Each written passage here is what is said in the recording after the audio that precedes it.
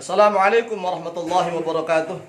Bismillah, alhamdulillah, wassalatu wassalamu ala rasulillah wa ala alihi wa sahbihi wa mawalah.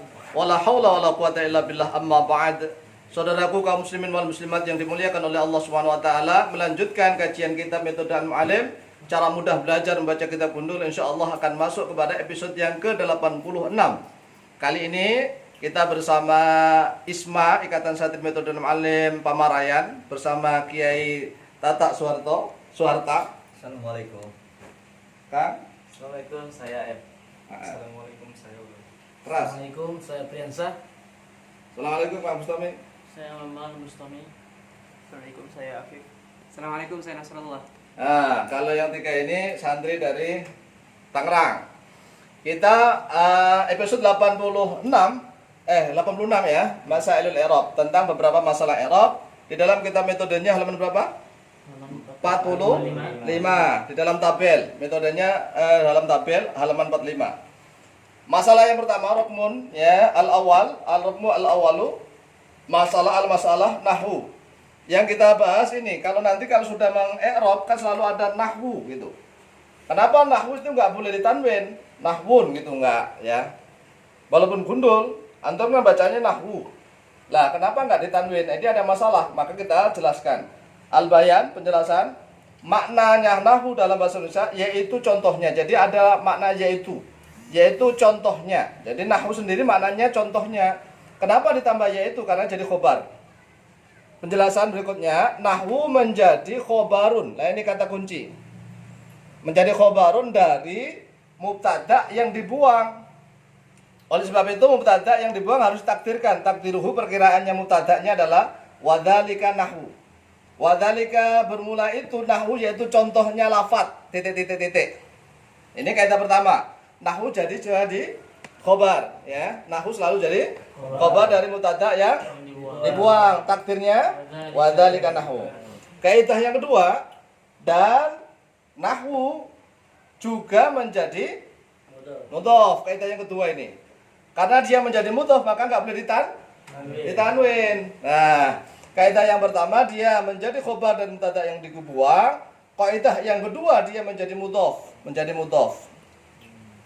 Sedangkan kalimah atau jumlah, boleh kalimah atau jumlah yang setelahnya yaitu setelah nahwu fi mahalli jarin, di dalam mahal jar menjadi apa?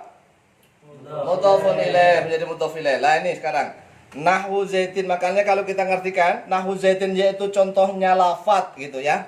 Saya ulang-ulang. Yaitu contohnya lafaz zaitin. Wa nahwu qaulika, kenapa lamnya ini dikasroh? Karena jadi mudhof ilaih, walaupun gundul enggak boleh dibaca nahwu qauluka. Tapi nahwu qaulika karena nahwu menjadi mudhof. Nah, kalau ngartikan maknai wa nahwu qaulika yaitu contohnya perkataan kamu. Nah, perkataan kamu. Kemudian lagi ini jumlah, contohnya setelah nahwu jumlah. Wa nahwu qoma zaitun. Berarti kalau kita maknai wa nahwu qoma zaitun dan yaitu contohnya lafaz ya atau kalimah qoma zaitun. Tapi kita pakai lafaz aja, lafaz itu lebih umum lafdun. Nahwu qoma zaitun yaitu contohnya lafaz qoma zaitun. Berarti qoma zaitun ini jumlah ini fi mahali jarin menjadi mudhofun ilaih karena nahwunya jadi mudhof. Oke, sekarang masalah yang kedua. Masalah apa? Dhamirul faslin, dhamir pemisah. Ini masalah kedua, dhamir pemisah. Di dalam metode Al-Mu'allim halaman 45 sudah ditampilkan ya. Lihat tabelnya ini, halaman 45 sudah tabel, kita terangkan lewat video sendiri seperti ini. Dhamir faslin makna dia gitu aja. Dia, maknanya dhamir faslin nanti dia. Keterangan adalah kalimat yang berada di antara mubtada dan khobar, dan dhamirul faslin tidak punya mahal, nggak punya tempat minal i'rabi dari i'rab. Nahwu yaitu contohnya lafaz, ini menjadi khobar tadi ya, sudah diterangkan. Nahwu yaitu contoh lafaz. Al kalamu, nah ini mubtada. Al kalamu bermula kalam, huwa maknanya dia, langsung dia. Al kalamu bermula kalam, huwa dia kalam gitu. Ini satu i'rab untuk pemula ya, nanti dia bisa menjadi mubtada lagi, tapi itu nanti kalau usah pintar. Jadi kalau untuk pemula harus satu wajah dulu. Menjadi apa? Dhamiru faslin. Jangan 2 pendapat, 3 pendapat, nanti bingung. Nanti kalau sudah naik kelas baru bisa begini, bisa begitu gitu ya.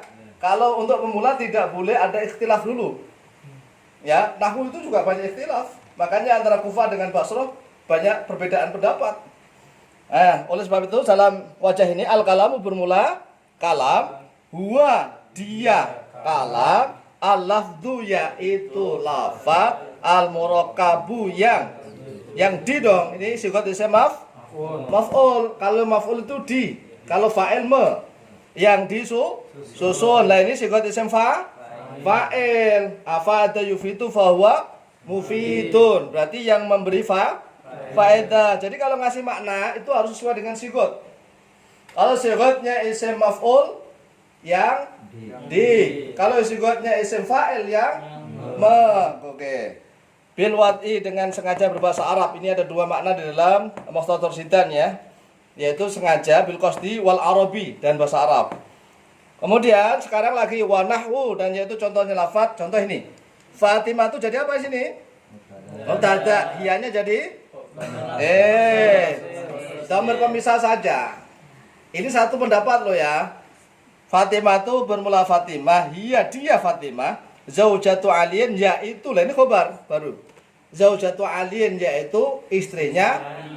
Sekarang saya kasih info untuk pendapat yang kedua. Fatimah itu boleh jadi mubtada. Kemudian khobarnya mana? Berupa jumlah. Nah, kalau khobarnya berupa jumlah berarti hiyanya bukan dhamir faslin. Tapi hubungannya menjadi mubtada lagi. Sama dengan begitu dengan atasnya. Paham? Ini baru 2 pendapat. Ya. Jadi kalau seandainya hiyanya antum jadikan mubtada lagi, berarti ditanya khobarnya mana? Khobarnya Fatimah itu berupa jumlah ismiyah. Tapi untuk sementara kita mempelajari tentang dhamirul faslin. Oke. Fatimah itu bermula Fatimah, hiya dia Fatimah, zaujatu aliyin yaitu istrinya Ali. Contoh lagi terakhir. Al-Qur'anu huwa kalamullahi. Al-Qur'anu bermula Al-Qur'an huwa dia Al-Qur'an kalamullahi yaitu firman-Nya Allah, kalam Allah. Demikianlah penjelasan tingkat tentang masalil i'rab. Nanti untuk selanjutnya akan masuk dalam episode yang ke 87. Mudah-mudahan diberikan kefahaman oleh Allah Subhanahu wa taala, mendapatkan ilmu yang manfaat dan barokah fi din wa dunya wal akhirah. Akhirul kalam wallahu muwaffiq ila aqwamit thariq. Wassalamualaikum warahmatullahi wabarakatuh. Waalaikumsalam warahmatullahi wabarakatuh. Nah, kalau itu saya